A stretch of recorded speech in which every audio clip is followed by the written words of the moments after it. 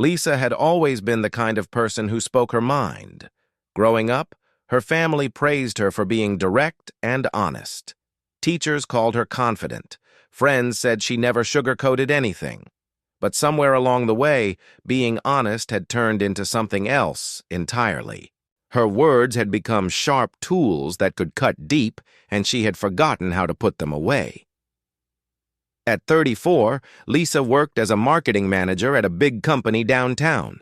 She wore expensive suits and carried herself with the confidence of someone who had fought hard to get where she was. In meetings, she could demolish weak ideas with a single sentence. Colleagues respected her, but they also kept their distance. Lisa told herself this was just the price of being successful. Her husband David was nothing like her. Where she was sharp edges and quick decisions, he was gentle curves and thoughtful pauses. 3 years ago, he had left his well-paying job at an insurance company to work at a local youth center. The pay cut had been massive, but David said he finally felt like he was doing something that mattered. Lisa had never really understood this choice. Every month when the bills came, she felt the weight of being the main breadwinner.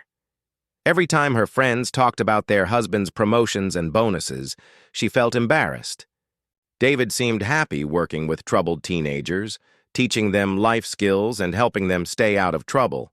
But Lisa saw it differently. She saw a man who had given up on ambition, who was content with mediocrity. On this particular Tuesday evening in March, everything came crashing down. David walked through the door of their small apartment looking completely drained. His shoulders sagged, and there were dark circles under his eyes. He had been working with a particularly difficult group of kids all week, trying to help them, prepare for job interviews, and it was taking everything out of him. Lisa was in the kitchen, staring at their empty refrigerator. She had asked David to stop by the grocery store on his way home, but clearly he had forgotten again. It was such a small thing, but it felt like the final straw on a pile of frustration that had been building for months. "You forgot the groceries," she said without turning around. David stopped in the doorway. "Oh no, I'm sorry. I got caught up with the kids and completely forgot. I can go back out and get them now." Something in his tired, apologetic tone made Lisa's anger flare white-hot. She spun around to face him, and all the words she had been holding back for months came pouring out like water through a broken dam. "Of course you forgot," she said, her voice dripping with sarcasm. "You're always so busy playing hero to those kids that you can't even remember basic responsibilities to your own family." David blinked, clearly taken off guard by the venom in her voice. "Lisa, I said I was sorry. I can fix this right now. But—" Lisa was just getting started. 3 years of resentment bubbled up and spilled over. "Fix it? You can't fix anything, David. You couldn't fix your career when you threw it away for some fantasy about saving the world. You can't fix our financial situation because you're too proud to admit that your little nonprofit job is a joke. And you can't even fix something as simple as remembering to buy milk and bread." David stood frozen in their kitchen doorway. The man who spent his days counseling angry teenagers and de-escalating conflicts found himself speechless in his own home. Lisa kept going, her voice getting louder and more cutting with each sentence. "Do you know how embarrassing it is when my friends ask about your job? What am I supposed to tell them? That my husband gave up a real career to babysit kids who don't even want help? That we're struggling to pay our mortgage because you decided to follow your dreams like some college student?" Each word hit David like a physical blow. He had always known Lisa had concerns about money, but he had no idea she saw his work as something shameful. "You walk around acting like you're some kind of saint," Lisa continued, pacing back and forth in front of him. "But look at you. Look at what you've become. You've gained 20 pounds from stress eating. Your clothes are starting to look shabby because we can't afford to replace them. You come home exhausted every day from dealing with kids who probably laugh at you behind your back." David's face went pale. These weren't just criticisms about his job or his choices. These were attacks on him as a person, on his worth, on everything he tried to be. I work 60 hours a week to support us while you play around with art therapy and life coaching, Lisa said, her voice now cold and precise. I'm carrying this relationship financially while you chase some childish need to feel important. Those kids don't respect you, David. They see you as just another adult who doesn't understand them. And honestly, sometimes I wonder if you're just trying to fix them because you can't fix yourself. The apartment fell completely silent. Outside, they could hear cars passing by and the distant sound of their neighbor's television. Inside, there, was nothing but the echo of Lisa's words hanging in the air between them. David didn't try to defend himself. He didn't argue back or point out all the times Lisa had told him she was proud of his work, back when they first started dating. He didn't mention the letters he had received from former students, thanking him for believing in them when no one else would. He didn't talk about the teenagers who had gotten their first jobs, or graduated high school, or stayed out of jail because of programs he had helped create. Instead, he just stood there, absorbing every cruel word like a sponge soaking up poison. Lisa finally stopped talking, breathing heavily as if she had just finished running a race. The silence stretched between them, thick and uncomfortable. After what felt like an eternity, David nodded slowly. His voice, when he finally spoke, was quiet and steady. I see, he said.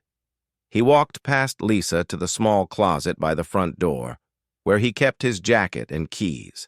He put on his jacket with careful, deliberate movements, as if he was moving underwater. Lisa watched him, suddenly feeling uncertain.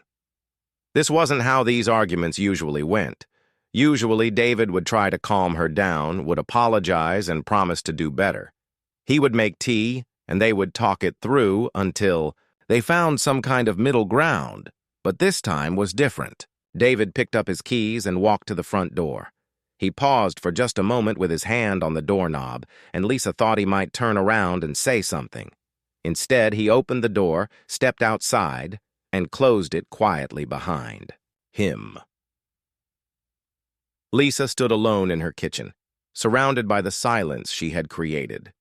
For the first time in years, she had nothing to say. Lisa sat in her empty kitchen for about 10 minutes after David left, staring at the closed door. She kept expecting to hear his key in the lock, followed by his apologetic voice asking if they could talk. That's how their arguments usually ended.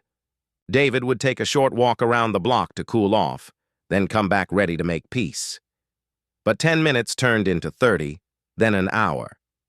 Lisa made herself a sandwich and ate it standing by the window, watching for David's familiar figure to appear on the sidewalk below. Her phone sat silent on the counter. No missed calls, no text messages asking where he should sleep tonight or when he'd be back. By 10 o'clock, Lisa was pacing around their small apartment. She told herself she wasn't worried, just annoyed. David was obviously trying to make some kind of point by staying out late. It was childish, really. They were both adults, and adults should be able to have difficult conversations without one person running away. She tried watching television, but couldn't focus on anything. Every show seemed too loud, too bright, too cheerful for the heavy. Feeling that had settled in her chest. She kept glancing at her phone, half expecting David to call and half hoping he wouldn't. What would she even say to him? Around midnight, Lisa finally went to bed. She lay awake staring at the ceiling, listening to every sound in the building. When the couple upstairs came home laughing from their date night, she felt a stab of something she couldn't quite name. When a car door slammed in the parking lot, she held her breath, hoping it might be David. But their apartment stayed silent. The next morning, Lisa woke up alone for the first time in 3 years. David's side of the bed hadn't been slept in. His coffee mug wasn't in the sink. The bathroom counter looked strangely empty without his toothbrush and shaving cream scattered around. Lisa got dressed for work and tried to act like everything was normal. She made coffee for one person and ate cereal standing over the sink. But when she reached for her car keys, she found herself looking at David's key hook by the door. It was empty. He had taken his keys, which meant he had planned to be gone overnight. At work, Lisa threw herself into a big presentation she was preparing for the following week. She stayed busy all morning, but during her lunch break, she found herself checking her phone every few minutes. Still nothing from David. Her colleague Jenny stopped by her desk around 3 o'clock. "Hey, want to grab drinks after work? My boyfriend is working late, so I'm free." Lisa almost said yes, but then realized she didn't know how to explain why she was suddenly available. "Actually, I should probably get home. David might be cooking dinner." It was a lie, and it felt strange in her mouth. She had no idea where David was or what he was doing. The second night was worse than the first. Lisa kept finding little reminders of David everywhere. His favorite mug in the dishwasher. A book he'd been reading on the coffee table with a bookmark still marking his place. A load of his laundry in the hamper that she had been meaning to wash. She tried calling him around 8 o'clock, but it went straight to voicemail. His voice on the recording sounded so normal and cheerful that it made her chest ache. She hung up without leaving a message. By Thursday, Lisa was starting to panic. She called David's work and pretended to be checking on something casual. The receptionist told her that David had been at work both days and seemed fine, but that he had left right on time instead of staying late like he usually did. "Should I give him a message?" the receptionist asked. "No, it's nothing important," Lisa said quickly. That evening, Lisa broke down and called David's older brother, Mike. They had never been particularly close, but she was running out of options. "Oh, hey, Lisa," Mike said when he answered. "What's up? I was just wondering if you'd heard from David recently," she said, trying to sound casual. There was a pause. "Yeah, actually. He called me yesterday, said he needed some time to think about things. He's staying with Frank for a while." Frank. Lisa knew about Frank. He was David's old mentor from when David first started working with kids. Frank was retired now, but he and David still met for coffee once a month. Lisa had met him a few times at work events. He was a quiet, wise kind of man who had worked with troubled youth for 40 years before retiring. "Is he okay?" Lisa asked, hating how small her voice sounded. "He seems okay," Mike said carefully. "Just said he needed some space to figure things out. Did you guys have a fight?" Lisa's throat tightened. "Something like that." "Well, you know David. He's not the type to make rash decisions. I'm sure he'll call when he's ready to talk." After she hung up, Lisa sat on her couch and really looked at her apartment for the first time in days. It was clean and organized, just like she liked it, but it felt completely lifeless. She realized that all the small signs of life and warmth came from David. His books scattered around, his coffee cup left on random surfaces, his tendency to leave cabinet doors slightly open. The apartment without David felt like a museum. Perfect and cold and empty. Lisa tried to remember the last time she had actually enjoyed spending time with her husband. When had she stopped seeing his gentleness as a good thing? When had his contentment with simple pleasures started feeling like a lack of ambition? She found herself thinking about a conversation they'd had about 6 months ago. David had come home excited about a breakthrough with one of the kids at the center. A 16-year-old who had been getting into fights had finally opened up about problems at home. David had spent an extra hour that day just listening, and the kid had agreed to try anger management counseling. Lisa remembered rolling her eyes and saying something about how David's job was turning him into an unpaid therapist. David's face had fallen, and he had changed the subject quickly. At the time, Lisa had thought she was just being realistic. Now she wondered if she had been slowly killing something important in David, one dismissive comment at a time. Friday night, Lisa ordered takeout and ate it alone while watching a movie. The food tasted like cardboard, and she couldn't follow the plot. She kept thinking about David, somewhere across town, probably eating dinner with Frank and talking about books or philosophy or whatever it was that made David's eyes light up. Lisa realized that she couldn't remember the last time she had made David's eyes light up. When had she become someone he needed space from instead of someone he wanted to come home to? The silence in her apartment wasn't just quiet. It was the sound of a man who had finally stopped trying to make himself heard. By Monday morning, Lisa had been alone for almost a week. She had spent the entire weekend in her apartment, moving from room to room like a ghost. Every corner reminded her of David in some way. The kitchen counter where he liked to read the morning news on his phone. The couch where he would fall asleep watching documentaries about history or nature. The bathroom mirror where he would practice his presentations for work, talking to his reflection about helping kids build confidence. Lisa had always found these little habits annoying. Now their absence felt like missing pieces of a puzzle. Etati. Work. People were starting to notice something was wrong. Lisa had always been sharp and focused during meetings, but now she seemed distracted. She would zone out during conversations and have to ask people to repeat themselves. Her assistant asked twice if she was feeling okay. "Just tired," Lisa said, which wasn't exactly a lie. She hadn't been sleeping well in their empty apartment. Tuesday afternoon, Lisa's younger sister Rachel called out of the blue. "Hey, want to grab lunch this weekend? I feel like we haven't caught up in forever." Lisa hesitated. She and Rachel had a complicated relationship.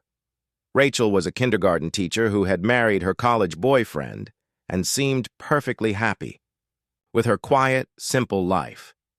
Lisa had always felt like Rachel didn't understand her ambition or her drive to succeed. But now, the idea of talking to someone who knew her well felt appealing. "Sure," Lisa said. "Saturday works for me." They met at a small cafe near Rachel's house. Rachel looked relaxed and happy, wearing a casual sweater and jeans. Lisa felt overdressed in her business outfit, even though it was the weekend. "So, how's David?" Rachel asked after they ordered their food. "I keep meaning to invite you guys over for dinner." Lisa's stomach dropped. She had been dreading this question all week, but somehow she hadn't prepared an answer for it. He's staying with a friend right now," Lisa said carefully. Rachel's eyebrows went up. "Oh, is everything okay?" Lisa stared at her salad, pushing lettuce around with her fork. She could feel Rachel watching her, waiting for an explanation. "We had a fight," Lisa said finally. "A big one?" Lisa nodded, not trusting herself to speak. Rachel was quiet for a moment. Then she asked, very gently, "Do you want to talk about it?" And suddenly Lisa did want to talk about it. The words came pouring out of her like water through a cracked dam. She told Rachel about the grocery store incident, about all the frustration she had been holding in about David's job and their financial situation. She even repeated some of the things she had said to David that night, though she couldn't bring herself to say the worst parts out loud. Rachel listened without interrupting, her expression growing more concerned as the story went on. When Lisa finished, Rachel was quiet for a long time. "Lisa," she said finally, "can I ask you something?" Lisa nodded.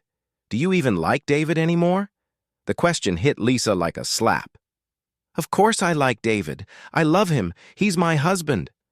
"I know you love him," Rachel said slowly. "But do you like him? Because from what you're telling me, it sounds like you've been trying to change everything about him for months." Lisa opened her mouth to argue, but no words came out. "I mean, think about it," Rachel continued. "You're upset that he chose a job that makes him happy over one that makes more money. You're embarrassed by his work. You think he's gained weight, and that his clothes look shabby.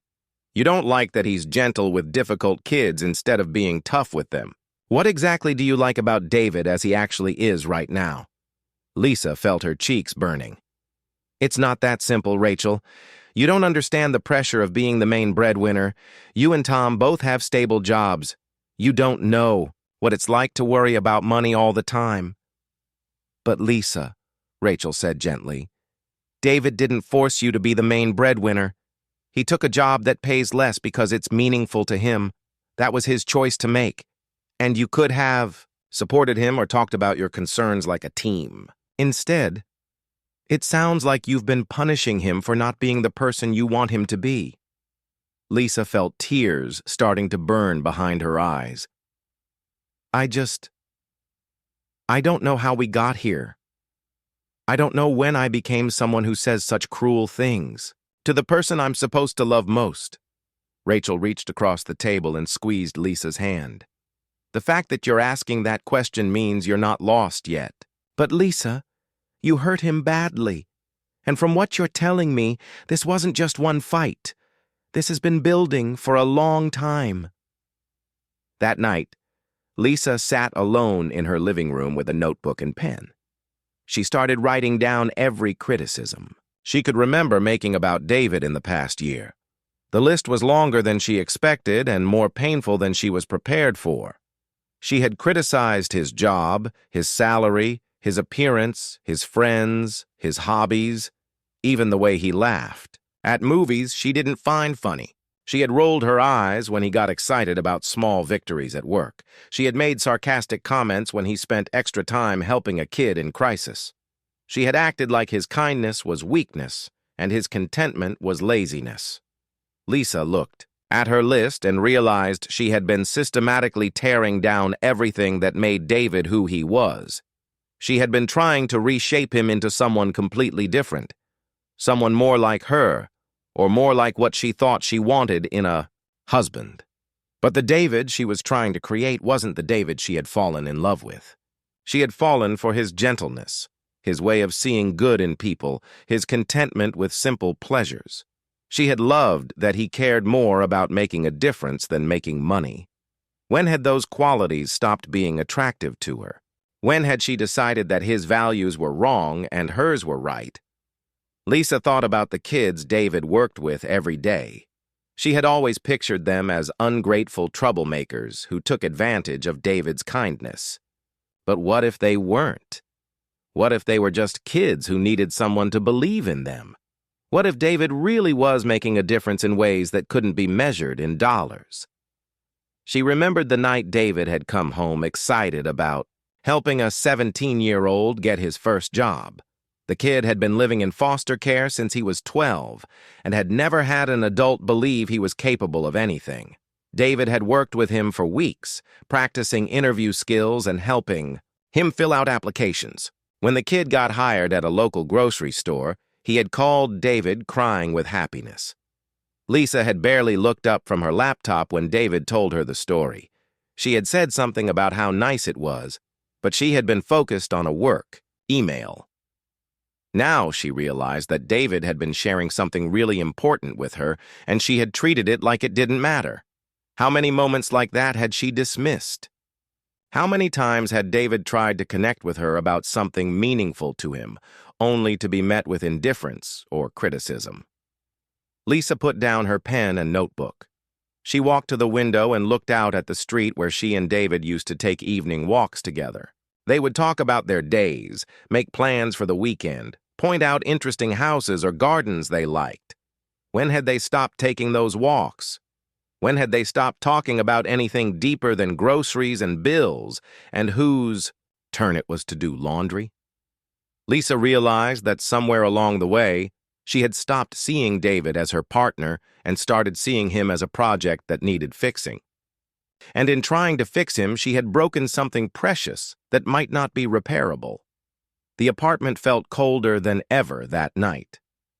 But for the first time since David left, Lisa understood why he had walked out that door and why he might never want to walk back through it. 2 weeks had passed since David left, and Lisa finally worked up the courage to send him a text message. She had written and deleted dozens of messages over the past few days. Some were long explanations. Others were simple apologies. Some were angry demands for him to come home and talk like adults. In the end, she kept it simple. Can we meet somewhere and talk? I know I hurt you badly and I'm sorry. I need to see you. David didn't respond for 6 hours. When he finally texted back, his message was just as simple. Riverside Park, Saturday at 2 p.m., by the old oak tree. Lisa knew the spot. It was where They used to walk when they were first dating, back when everything felt easy and full of possibility. The choice felt intentional, and Lisa wasn't sure if that was a good sign or a bad one. Saturday morning, Lisa changed her clothes 3 times. She wanted to look good, but not like she was trying too hard. She wanted to seem put together, but not intimidating. Finally, she settled on jeans and a soft blue sweater that David had once said he liked. She arrived at the park 15 minutes early and sat on a bench near the oak tree, watching families play on the playground and couples walking. Their dogs. Everyone looked so normal and happy. Lisa wondered if she and David would ever look like that again. When David appeared on the walking path, Lisa's heart jumped. He looked different somehow, calmer. There was something in his posture that she hadn't seen in months, a quiet confidence. That reminded her of the man she had first fallen in love with. "Hi," he said, sitting down on the bench but leaving space between them. "Hi," Lisa replied. Her mouth felt dry and her hands were shaking slightly. They sat in awkward silence for a moment, watching a group of kids playing soccer nearby. "David, I need to apologize," Lisa began, but he held up a gentle hand. "Lisa, before you say anything, I need to tell you something," David said. His voice was calm but serious. "I've been doing a lot of thinking these past 2 weeks. About us. About what you said that night. About our whole relationship." Lisa's stomach clenched. This didn't sound like the beginning of forgiveness. "Some of what you said that night was really cruel," David continued. "But some of it was also probably things you'd been thinking for a long time. And I need to know, is that really how you see me? As someone who's lazy and naive and embarrassing?" Lisa felt tears starting to form. "David, I was angry. I said things I didn't mean." "But did you mean some of it?" David asked, looking directly at her. "Because I've been thinking about our conversations over the past year, and I realize that you've been telling me in smaller ways for months that you don't respect my choices or my work. That night was just the first time you said it all out loud." Lisa wanted to deny it, to say that of course she respected him. But sitting here looking at David's honest, tired face, she couldn't lie anymore. "I think I did mean some of it," she said quietly. "And I hate that about myself." David nodded slowly. "I appreciate you being honest." "But David, I've been thinking too," Lisa said, the words rushing out. "I've been thinking about why I said those things and where they came from. And I think I've been scared." "Scared of what?" Lisa took a deep breath. "Scared that we're not secure enough financially.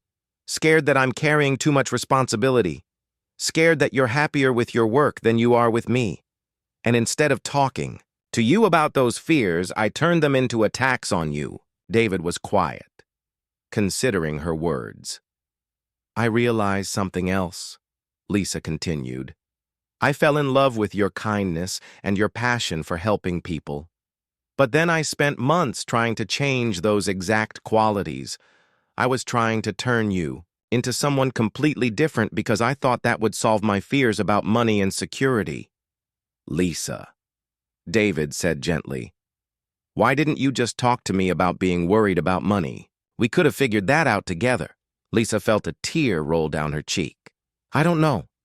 I think I got stuck in this pattern of criticism and I couldn't find my way out. Every conversation became about what was wrong instead of how to fix things together." They sat quietly for a few minutes, watching the world continue around them. "David, can I ask you something?" Lisa said. He nodded. "Are you happy at your job? Really happy? Because if you are, then I want to find a way to support that instead of resenting it." David smiled for the first time since he'd sat down.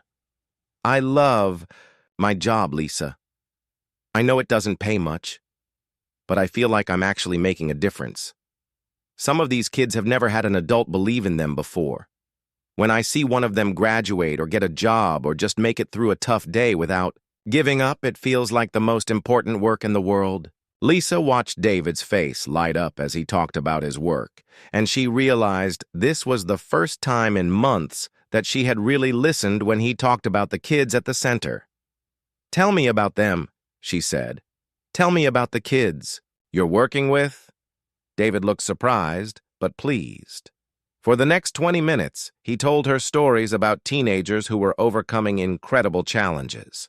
Kids who had aged out of foster care and were learning to live independently. Young people who had made mistakes and were working to turn their lives around. A 17-year-old girl who was the first person in her family to graduate high school. A 16-year-old boy who had been homeless and was now working part-time while finishing his education. As David talked, Lisa felt something shift inside her chest. She was seeing his work through his eyes for the first time, and it wasn't naive idealism. It was skilled, important work that required patience, wisdom, and genuine care for people who had been overlooked by almost everyone else. "I'm sorry I never really listened before," Lisa said when David finished talking. "I think I was so focused on what your job wasn't, high-paying, prestigious, secure, that I never paid attention to what it actually was." David reached over and took her hand. It was the first time he had touched her since that terrible night. "Lisa, I want to work on this with you, but we can't go back to the way things were. I can't go back to walking on eggshells, wondering when the next criticism is coming. And you can't go back to treating me like I'm a problem that needs to be solved." Lisa squeezed his hand. "I know. I think we need help. Real help from someone who can teach us how to talk to each other better." "Like counseling?" "Like counseling," Lisa agreed. "I want to learn how to support you instead of tearing you down. I want to learn how to talk about my fears without turning them into attacks on you." David was quiet for a long moment.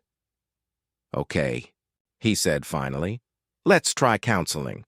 But Lisa, I need you to know that this isn't just about fixing one fight. We need to rebuild how we communicate about everything." Lisa nodded. "I know it's going to be hard work.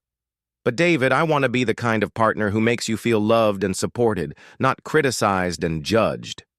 I want to be someone you're excited to come home to." They sat together on the bench as the afternoon sun filtered through the oak tree above them. It wasn't a fairy tale reunion, and they both knew they had months of difficult work ahead of them. But for the first time in weeks, they were facing their problems together instead of apart. "Should we walk for a bit?" David asked, standing up and offering Lisa his hand. "I'd like that," she said, taking it. As they walked the familiar path around the park, Lisa realized that this was just the beginning. The real work of rebuilding their relationship was still ahead of them. 6 months later, Lisa stood in the kitchen of their apartment, watching David make pancakes on a Saturday morning. It was a scene that had played out hundreds of times before, but everything about it felt different now. David hummed softly while he cooked, completely relaxed and present in the moment. Lisa found herself appreciating the way he moved around the kitchen with quiet confidence, taking care to make the pancakes exactly the way she liked them. "Coffee's ready," David said, pouring her a cup and adding just the right amount of cream. "Thank you," Lisa said, meaning it in a way that went deeper than just gratitude for coffee. The path to this peaceful Saturday morning had been anything but easy. Counseling with Dr. Martinez had been some of the hardest work either of them had ever done. In those early sessions, Lisa had to face the full extent of how her words and actions had damaged their relationship. She had to learn to recognize the difference between expressing concerns and launching attacks. The breakthrough had come about 3 months into therapy. Dr. Martinez had asked Lisa to try an experiment. For 1 full week, she could only make observations about David, not judgments. She could say, "I notice you came home late," but not, "You're always putting work before our relationship." She could say, "I'm worried about our budget," but not, "Your job is the reason we're struggling." That week had been eye-opening for both of them. Lisa realized how much of her daily communication had become critical and negative. David realized how much he had been shrinking himself to avoid triggering her criticism. More importantly, that week had shown them both what was possible when they approached each other with curiosity instead of judgment. The real turning point had come when Lisa decided she wanted to understand David's work instead of just tolerating it. She had asked if she could volunteer at the youth center, not to change careers or prove a point, but simply to see what David saw in the work that made him so passionate about it. Her first day volunteering had been humbling. Lisa had walked in expecting to find a group of difficult, ungrateful teenagers who took advantage of David's kindness.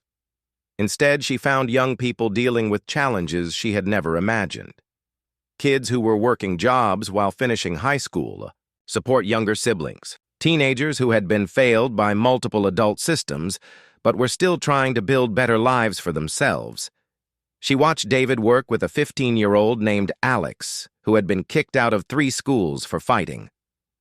Lisa's first instinct was to see Alex as a troublemaker. But David saw something different. He saw a kid who used anger to cover up fear and hurt. Over several weeks, Lisa watched David patiently help Alex develop better ways to handle frustration and conflict. The day Alex came in excited because he had gotten through an entire week at his new school without a single incident, Lisa finally understood what David meant about feeling like his work mattered. She saw the pride in Alex's face, the way he stood a little taller when David congratulated him, and she realized that David wasn't naive about these kids. He was seeing potential that others missed. "You know what I love about working with you?" Alex had said to David that day. "You never gave up on me even when I gave up on myself." Lisa had felt tears in her eyes, finally understanding that what she had seen as David's weakness was actually incredible strength. But understanding David's work was only part of the healing process. Lisa also had to learn how to express her own needs and fears without turning them into attacks on David. In therapy, she learned to say things like, "I feel anxious about our finances and I'd like us to make a budget together," instead of, "Your job doesn't pay enough and it's stressing me out." David, for his part, learned to speak up when he felt criticized, instead of just withdrawing into silence. He learned to say, "That comment felt hurtful to me," instead of just absorbing the pain and moving on. They also had to rebuild their friendship. Lisa realized that somewhere along the way, she had stopped being curious about David as a person. She had stopped asking about his thoughts and dreams and daily experiences. In counseling, they learned to set aside time each week just to talk and connect, without discussing problems or logistics. Those weekly conversations had slowly rebuilt the foundation of their relationship. Lisa learned about David's childhood dream of becoming a teacher, which explained why working with young people felt so natural to him. David learned about Lisa's deep fear of financial instability, which came from watching her parents struggle when she was young. Now, 6 months later, their relationship looked completely different.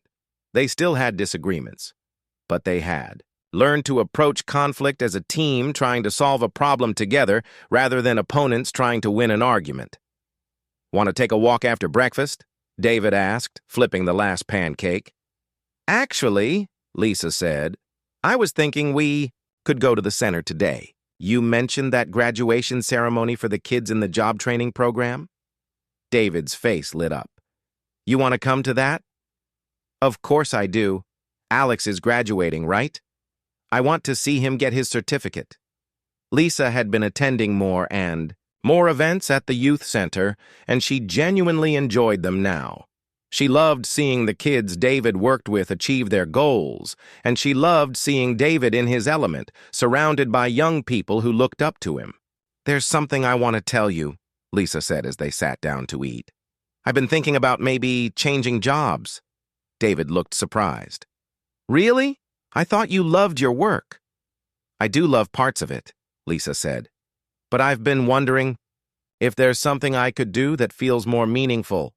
Maybe something in nonprofit communications or marketing for organizations that actually help people." David reached across the table and took her hand. "That sounds amazing, but only if it's what you really want, not something you think you should want." Lisa smiled. This was exactly the kind of response that made her fall in love with David all over again. He supported her dreams without trying to push her in any direction. "I've been thinking about it for weeks," Lisa said. "I want to wake up excited about my work the way you do. I want to feel like I'm contributing to something bigger than just making money." They finished breakfast and got ready for the graduation ceremony. As Lisa watched David get dressed, putting on the tie she had bought him for his birthday, she felt overwhelmed with gratitude for the man he was and for the work they had both done to save their relationship. At the youth center, Lisa watched Alex walk across the small stage to receive his job training certificate. His grandmother was there crying with pride. David was beaming like a proud parent. The other kids cheered and whistled when Alex's name was called. After the ceremony, Alex came over to thank David and Lisa for coming. "Miss Lisa," he said, "I'm glad you married someone as cool as Mr. David. You guys are like relationship goals or whatever." Lisa laughed. "We've had to work pretty hard to get here, Alex, but it's been worth it." "That's what Mr. David always tells us," Alex said, "that the best things in life require hard work and don't give up on them just because they get difficult." They drove home that evening. Lisa reflected on how much had changed. 6 months ago, she had been a woman who tore down the person she claimed to love most. Now she was learning to be someone who built him up, who celebrated his victories, who supported his dreams even when they were different from her own. "David," she said, as they pulled into their parking space. "Yeah? I'm proud of the work you do. I'm proud of the man you are. And I'm proud of the work we've done together to fix this." David smiled and leaned over to kiss her. "I'm proud of us too." They walked into their apartment, hand in hand, ready for whatever challenges and joys lay ahead, knowing they would face them together.